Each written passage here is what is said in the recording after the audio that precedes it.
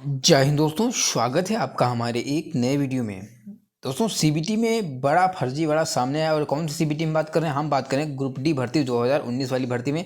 और यहाँ पे एक नोटिस जारी हुआ छात्र के लिए, जिसमें आप लोग देखेंगे कि सीबीटी जो एग्जाम हुआ था उसमें किसी और छात्र के किसी और के माध्यम से छात्र ने इस भर्ती प्रक्रिया में कहीं ना कहीं भाग लिया। उसके बाद में सीबीटी कोई और दे रहा है, पीटी कोई और दे रहा है और डीबी में कोई और जा रहा है। ठीक है, तो अब जाके यानी कि कितने दिनों के करीब 4-5 साल हो गए हैं, उसके बाद यहाँ पे पकड़ा गया छात्र है। अब छात्र को एक नोटिस भेजा गया, हम देखेंगे अभी क्या मामला है। और आप लोग देखेंगे इतनी ज़्यादा सिक्योरिटी होने के बाद में, इतना पंचिंग हो रहा है, इतना सब कुछ हो रहा है, उसके बाद भी यहाँ पे कहाँ से ये लोग पहुँच जा रहे हैं। तो इसमें कहीं ना कहीं इसके स्टाफ का भी हाथ होता है। ऐसा कोई छात्र वहाँ पे नहीं पहुँच पाएगा, क्योंकि इतनी जाँचें होती हैं, साइन होते हैं, फिंगर लेते हैं, आई का वो करते हैं, फिर भी छात्र वहाँ तक कैसे पहुँच जा रहा है। तो इसमें कहीं ना कहीं सबकी मिली भगत होती है, इसीलिए यहाँ तक हो पाता है। और यही कारण है कि जो छात्र मेहनत कर रहा है, दिन रात एक कर रहा है, उसका हक कहीं ना कहीं मारा जाता है। और आप लोग भी देखने वाले हैं, ये सिर्फ इसकी बात नहीं, हर एक डिपार्टमेंट में ऐसा हो रहा है। और बस कहीं कम हो रहा है, कहीं ज़्यादा हो रहा है, कहीं तो बहुत ज़्यादा हो रहा है। ठीक है, तो अभी हम इस नोटिस को बात करेंगे कि आखिर नोटिस में क्या है, छात्र के लिए क्या बोला गया, उसको सजा होगी या उसको जॉब दिया जाएगा, नहीं दिया जाएगा, उसको डिबार किया जाएगा, रेलवे से बाहर किया जाएगा, क्या होगा क्या नहीं होगा, सब कुछ हम इस वीडियो में देखने वाले हैं। ठीक है,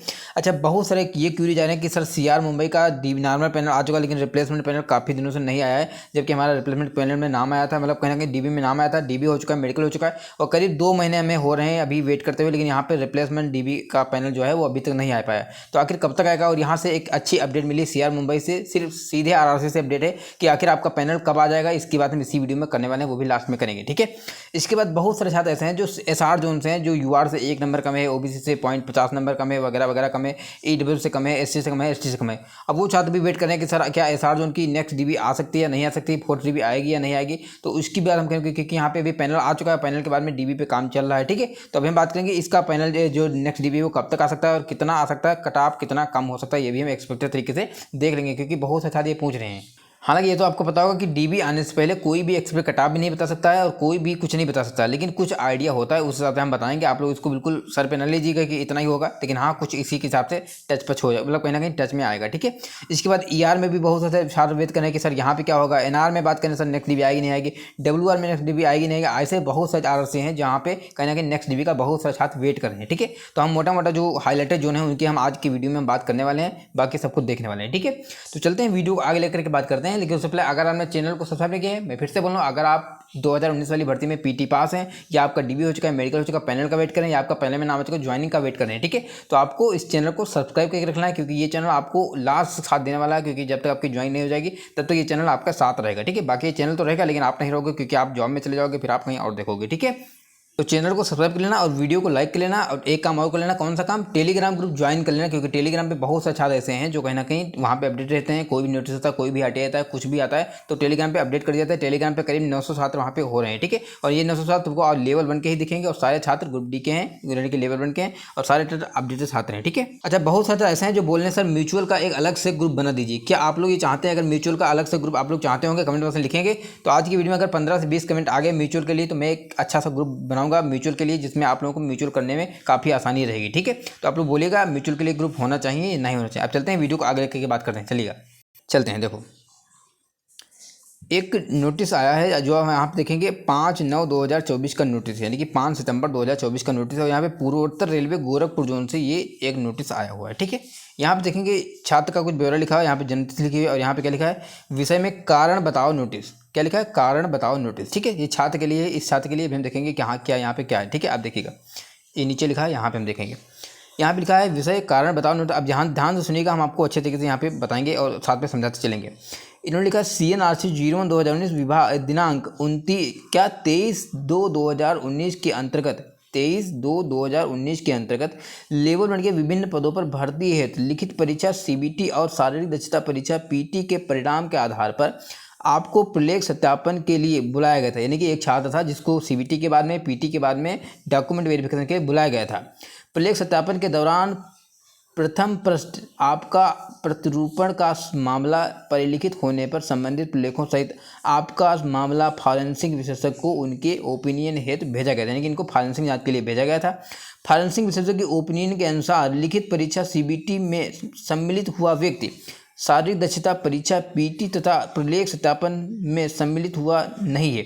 यानी कि जो छात्र CBT में बैठा था वो PT में और उसमें यानी कि DB में नहीं बैठा है। ठीक है, यानी कि कोई और बैठा है। अतः यह स्थापित होता है अथा यह स्थापित होता है कि आप लिखित परीक्षा सीबीटी में स्वयं उपस्थित नहीं हुए हैं, यानी कि ये स्वयं नहीं गए हैं, बल्कि अपने स्थान पर किसी अन्य व्यक्ति को आपने गलत तरीके से एवं गलत मंशा के साथ सम्मिलित कराया और सरकारी नौकरी को प्राप्त करने के लिए धोखाधड़ी और अनुचित तरीका अपनाया है। ठीक है, तो साफ साफ इन्होंने बोला है। अब देखिएगा, अतएव आपको यह कारण बताओ नोटिस जारी करते हुए अवगत प्रदान किया जा रहा है कि 30 दिनों के अंदर अपना पक्ष उत्तर प्रस्तुत करें कि आपको आपके इस अनुचित कृत्य के लिए उक्त रोजगार सूचना के बिंदु संख्या 19(1) और लिखित प्रक्रिया संबंधी दिए गए महत्वपूर्ण निर्देशों के बिंदु संख्या 1 में अनुसार आपकी क्या लिखा है, अभ्यर्थना निरस्त करते हुए आपको भविष्य के लिए सभी आरआरबी क्या लिखा, आरआरबी की प्रतीक्षाओं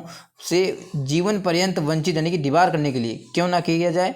और आपको मतलब अनुचित क्या लिखा है यहाँ पे देखिएगा, इस कृत्य के लिए आपके विरुद्ध क्यों नहीं विधिक कार्रवाई की जाए, यानी कि इन्होंने ये बताया कि आपको क्यों ना आरआरसी और आरआरबी के द्वारा सभी परीक्षाओं से निरस्त किया जाए, आपकी उम्मीदवार क्यों ना निरस्त की जाए और आपको आपके ऊपर कोई कार्रवाई क्यों ना की जाएगी। इसके लिए आपको कुछ बोला होगा, कारण बताना होगा आपको कि क्या है क्या नहीं। अगर आपने देखो, उन्होंने तो स्पष्ट कर दिया कि आपने जो सीबीटी करवाया है, सीबीटी उसमें किसी दूसरे छात्र बोले दूसरे शख्स की मदद ली है, यानी कि दूसरे छात्र गए हैं, और पीटी में कोई दूसरा छात्र गया है और सीबीटी में मतलब डीबी में कोई दूसरा छात्र गया है। ठीक है, तो इनके हिसाब से पूरा ये हो गया कि ये छात्र फर्जी छात्र है और फर्जीवाड़े की सहायता से इन्होंने ये जॉब हासिल करने के लिए कहीं ना कहीं प्रयास किया है। ठीक है, तो अब क्या होगा, अगर ये कारण नहीं बताते हैं 30 दिनों के अंदर, तो पहली बात तो इनकी उम्मीदवारिता इससे निरस्त हो जाएगी। ठीक है, दूसरी बात, इनको आरआरबी की कोई परीक्षा में बैठना नहीं दिया जाएगा और जीवन पर्यंत के लिए निरस्त कर जाएगा। तीसरी बात ये भी कि इनके ऊपर कार्रवाई भी की जाएगी और इनको सजा भी होगी। ठीक है, तो ऐसा होना चाहिए, क्योंकि बहुत सारे लोग ऐसे होते हैं जो फर्जीवाड़ी तरीके से जॉब को लेते हैं। और ये एक सीट किसी जो मेहनत करने वाला छात्र है उसकी सीट थी, जिसकी सीट पे यहाँ पे खिलवाड़ हो रहा है, और वो छात्र अभी घर बैठा होगा क्योंकि उसके इसी के कारण की वजह से उसका सिलेक्शन नहीं हो पाया। तो आप लोग इसके बारे में क्या सोचते हैं, क्या आप लोग कुछ बोलना चाह रहे हैं, तो कमेंट बॉक्स में लिखिएगा ताकि मैं उसको पढ़ सकूँ। ठीक है, बाकी यहाँ पे आप लोग देख लीजिए कि क्या हो रहा है, क्या किस तरीके से क्या हो रहा है। ठीक है, क्योंकि इतनी ज़्यादा सिक्योरिटी होने के बाद में, सब कुछ चेक करने के बाद में भी छात्र जब यहाँ तक पहुँच जा रहा है, तो आखिर इनका कैसा सिस्टम है और कितना ज़्यादा यूपी में आप लोग देख रहे होंगे, यूपी पुलिस में बार बार इधर उधर हो रहा है, मतलब लेखपाल जो भी है कहीं ना कहीं सब में लफड़ा हो रहा है। ठीक है, तो इन लोग पता नहीं कब से कब कैसे क्या चलाते हैं, बाकी देखा जाएगा। ठीक है, तो आप लोग अपनी भाषा में इसको लिखिएगा कि आप क्या इसके बारे में सोचते हैं, क्या बोलना चाह रहे हैं। ठीक है, अब चलते हैं वीडियो को आगे लेकर के। अच्छा, गोरखपुर की हम बात ये भी बात करें कि यहाँ पे नेक्स्ट डीबी आएगी कि नहीं आएगी। तो देखो, एक छोटा मोटा जोन था, इन्होंने अच्छी खासी डीबी भी कंडक्ट करा ली है, हालांकि यहाँ पे सीटें खाली हैं, तो उसके लिए आपको छोटी मोटी डीबी भी देखने को मिलेगी, 1 से 2 3 देखने को मिल सकते हैं। ठीक है, लेकिन ये मत उम्मीद करिए कि गोरखपुर जोन से कोई बड़ी डीबी अब आने वाली है। ठीक है, क्योंकि इतना ज़्यादा नहीं आएगी, क्योंकि यहाँ पे छोटा मोटा जोन था, अच्छे से इन्होंने डीबी भी 3-4 करा ली है। ठीक है, तो अभी आपको वेट करना है, हालांकि डीबी तो आएगी, लेकिन ऐसा नहीं कि आपको ओबीसी से आपको 2 नंबर 3 नंबर कम है और आप वेट कर रहे हैं। ठीक है, तो आप नेक्स्ट डीबी की तैयारी में लग जाओ, क्योंकि इतना नंबर की जो है यहाँ पे मुश्किल है। ठीक है, बाकी देखने वाली बात होगी कि आगे फ्यूचर में इनका क्या होता है। अब देखिएगा, ये एनआर जोन की अपडेट है, जो छात्र अभी वेटिंग में है एनआर जोन से हैं। ठीक है, तो एक भैया हैं, टेलीग्राम पे इन्होंने मैसेज किया था, तो इन्होंने कहा था सर इसको शेयर करिएगा। इन्होंने लिखा, हेलो, हम लोग एनआर दिल्ली जा रहे हैं 18 को, आप एक वीडियो बना दीजिए, बोल दीजिए जाने का। ठीक है, फिर मैंने इनसे बात की क्यों ले जा रहे हैं, तो इन्होंने ये बोला कि नेक्स्ट डीबी के लिए सर हम जा रहे हैं, नेक्स्ट डीबी के लिए। ठीक है, तो जो छात्र अभी एनआर जोन से हैं, नेक्स्ट डीबी का वेट कर रहे हैं, जिनका थोड़े बहुत नंबर से अभी नहीं हो पाया डीबी के लिए, तो वो छात्र अगर चाहते हैं कि उनका नेक्स्ट में सिलेक्शन हो, नेक्स्ट डीबी आए, तो आपको ज़्यादा संख्या में 18 तारीख को दिल्ली जाना है। क्योंकि ये लोग पता हो कि सेकंड डीबी जब इनकी आई थी तो छात्र बार बार वहाँ पर जाते थे, उसके बाद थर्ड डीबी आई, फिर छात्र वहाँ पर जाते थे, तो ये लोग बगैर जाए वहाँ से आपकी डीबी जारी करेंगे नहीं, इसलिए आपको जाना होगा, तभी आपकी डीबी आ पाएगी। अदरवाइज आप 6 महीने साल भर वेट करते रहेंगे और इनका कोई डीबी का अता पता नहीं रहेगा। ठीक है, तो जितने भी एनआर जोन के छात्र हैं, इस डेट को फिक्स कर लीजिए और आप लोग वहाँ पे पहुँचेगा ताकि आपकी नेक्स्ट डीबी जल्द देखने को मिले। ठीक है, अब आप लोग कहेंगे सर हर बार जाना पड़ेगा, बिल्कुल जाना पड़ेगा। अगर आप वहाँ पे नहीं जाएंगे तो वो लोग कुछ भी कर सकते हैं, आपकी सीटें और नेक्स्ट वैकेंसी में ऐड कर देंगे, जब तक आप जोर नहीं लगाएंगे और प्रेशर नहीं बनाएंगे। ठीक है, प्रेशर बहुत जरूरी है, इसलिए आपको जाना चाहिए। ठीक है, एक और बात करें, रिप्लेसमेंट की बात करें, सीआर रिप्लेसमेंट पैनल की बात करें, क्योंकि यहाँ पे डीबी हो चुका है और यहाँ पे पैनल अभी तक नहीं आया है। तो देखो, सीआर की एक जो आरआरसी से न्यूज़ मिली है, वो मैक्सिमम चांस है कि 18 तारीख को आपको जो है पैनल जारी हो जाए। ठीक है, कब? 18 तारीख को, और 20 तारीख के पहले आपको 100% आपका पैनल देखने को मिल जाएगा, रिप्लेसमेंट पैनल का। ठीक है, अब देखो, आरआरसी वाले कभी भी ये नहीं बताते कि हम किस डेट को जारी करेंगे, वो एक्सपेक्टेड तरीका होता है कि सर हम 2 वीक के बाद देंगे, 1 वीक के बाद देंगे, इस वीक में आएगा, इस मंथ में आएगा, लेकिन वो एग्जैक्ट डेट नहीं बताते। ठीक है, लेकिन हम लोग उस हिसाब से अपनी डेट को कन्फर्म कर लेते हैं कि क्या इस डेट को आ सकता नहीं आ सकता, ठीक है। तो इन्होंने ऐसी जानकारी दी है कि 18 से 20 तारीख के आसपास आपका पैनल देखने को मिलेगा रिप्लेसमेंट का, ठीक है। हालांकि उससे पहले भी आ सकता है, क्योंकि वो लोग बोलते हैं अब कौन बोल रहा है उसको पूरा नॉलेज है नहीं है, ठीक है। तो इस हिसाब से देखा जाए तो 20 तारीख से पहले तो आ जाएगा, ये तो पक्की बात है। लेकिन अब 20 तारीख के पहले कौन सी डेट को आएगा ये किसी को नहीं पता है, क्योंकि वो लोग कब जारी कर दे, कब उनका रेडी हो जाए, क्योंकि डॉक्यूमेंट एक बार सारे चेक हो रहे हैं, क्रॉस चेकिंग, ठीक है। तो इसीलिए उनका टाइम लग रहा है। बाकी आपको 20 तारीख से पहले पैनल देख जाएगा CR मुंबई का, जो छात्र भी वेट कर रहे हैं पैनल का, ठीक है। बाकी आपको निराश होने की नहीं, पैनल तो आएगा, पैनल जाएगा कहाँ, ठीक है। जो छात्र हैं SR जोन के हैं, जो छात्र हैं WR के हैं और जो छात्र हैं ER के, तो ये नेक्स्ट DB का वेट करें। तो देखो इन तीनों जोन की नेक्स्ट DB आएगी और तीनों जोन की नेक्स्ट DB पे काम तेजी से चल रहा है, ठीक है। सबसे पहले नेक्स्ट DB किसकी आ जाएगी, तो हमें लग रहा है SR जोन की आ जाएगी, क्योंकि यहाँ से खबर मिली है कि नेक्स्ट DB यहाँ पे बिल्कुल रेडी है और आपको कुछ ही दिनों में देखने को मिलेगी। बस थोड़ा डिवीजन से डाटा पहुँच रहा है RRC के लिए, ठीक है। जो नॉट ज्वाइनिंग होता है, रिजाइन होता है, देखो नॉट ज्वाइनिंग बढ़ता रहता है, ऐसा नहीं कि जैसे कोई थर्ड DB आई, अब थर्ड DB में जो पैनल आया उसमें भी छात्र ज्वाइनिंग करने गए थे ना, उसमें भी बहुत से छात्र होंगे जो नॉट ज्वाइनिंग होंगे, ज्वाइन नहीं करने जाएंगे। तो नॉट ज्वाइनिंग बनता रहता है, रिजाइन बनता रहता है, ठीक है। तो जैसे डाटा पहुँचेगा आपको ये नेक्स्ट DB देखने को मिलेगी, इसकी भी, और ER की भी अच्छी खासी DB देखने को मिलेगी। इसके बाद में WR की ज़्यादा नहीं देखने को मिलेगी, लेकिन थोड़ी बहुत तो जरूर आएगी, ठीक है। थोड़ी बहुत मतलब WR में आपने देखा कि ऑलरेडी यहाँ पे काफ़ी ज़्यादा सिलेक्शन ले लिया है, हालांकि आएगी DB आएगी, रिजाइन का सीट भी आपको मिलेगी, लेकिन अब उसकी इनके मुकाबले इसमें कम ही आएगी, ठीक है। बाकी आप अदर जोन से आप बताइएगा कि आप किस जोन से और आप किस कैटेगरी से और किसका आप वेट करें, क्या आप अपनी DB का वेट करें या आप अपने पैनल का वेट करें या आप अपनी ज्वाइनिंग का वेट करें, ठीक है।